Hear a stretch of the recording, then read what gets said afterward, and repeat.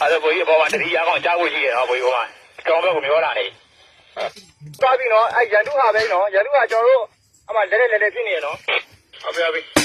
တို့ကြားထဲမှာဒီကောင်တင်ကြားထဲမှာညင်းလုံးပဲထင်းတာမလို့တို့နောက်တယ်ပြောတာ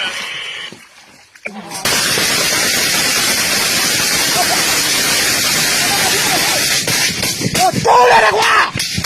啥了？啥不干的话？2-0